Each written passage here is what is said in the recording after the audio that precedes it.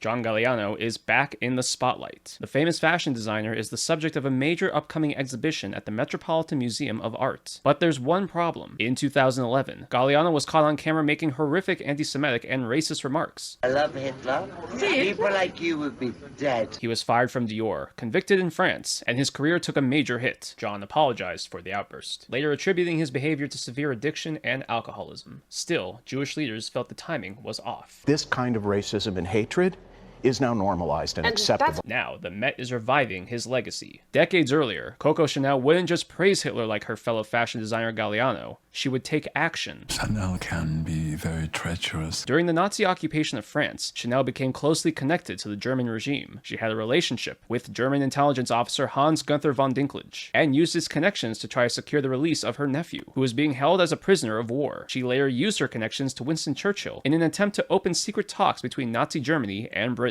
When Chanel created her most famous fragrance, Chanel No. 5, the Jewish Wertheimer family provided the business infrastructure to manufacture and distribute the fragrance, helping turn it into a global sensation. Then, the Nazis introduced anti-Semitic laws designed to strip Jews of their businesses, and Chanel tried to use those laws to take control of the perfume company from the Wertheimers. Luckily, the Wertheimers had already transferred ownership to non-Jewish business partners for protection. After the war, they got the company back, and here's the ultimate twist. Today, Chanel is owned by the Wertheimers' descendants, two Jewish brothers. The family that Chanel tried to dispossess using Nazi anti-Semitic laws ultimately became the family that owns the empire today. History has a way of remembering those who stood on the wrong side of it. Now the question is whether the Met and Galliano have learned from that history.